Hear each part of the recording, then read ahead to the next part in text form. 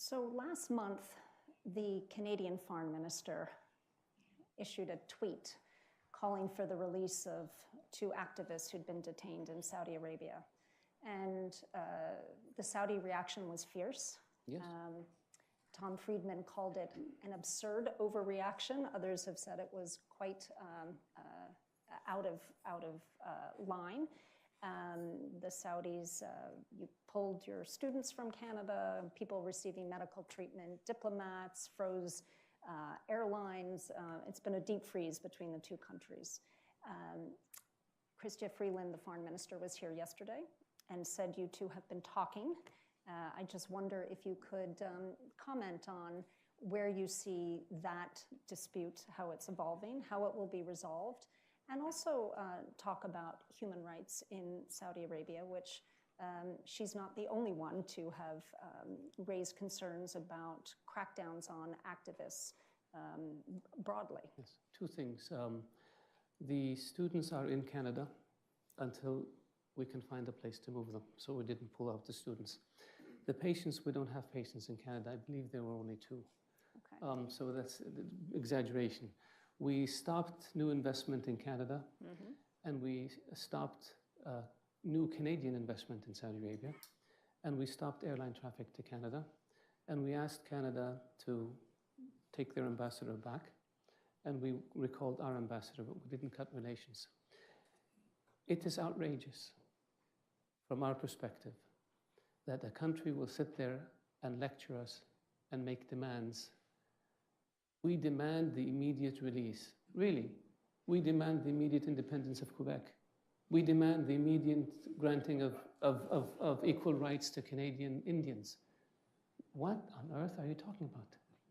You can criticize us about human rights. You can criticize us about women's rights. America does. State Department issues reports every year. British Parliament does. European Parliament does. French Parliament does.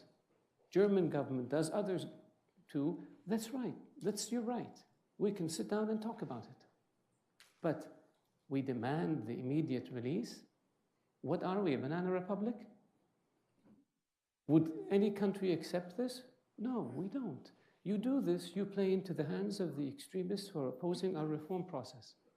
If we don't take steps, it means that we're weak. If we take steps, we damage a relationship with a friendly country. We didn't do this. You did. Fix it. Fix it. You owe us an apology.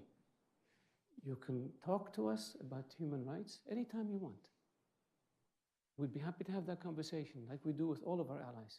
But lecturing us? No way. Not going to happen. And enough is enough. We don't want to be a political football in Canada's domestic politics. That's what we became. Find another ball to play with, not Saudi Arabia. And that's why the reaction in our country was so strong. Very easy to fix. Apologize. Say you made a mistake. We had the Canadian ambassador. He met with our public prosecutor, who explained to him what the charges are and said to him, this is not about rights. This is about national security.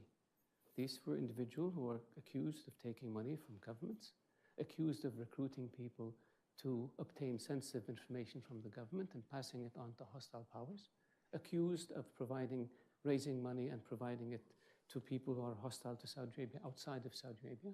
Some of them were released as the investigation proceeded. Others will go to trial, and the evidence will be revealed to the world. So the Canadians knew this was not about rights. This was about national security. And then for a tweet like this to come out in this manner, from our perspective, is outrageous.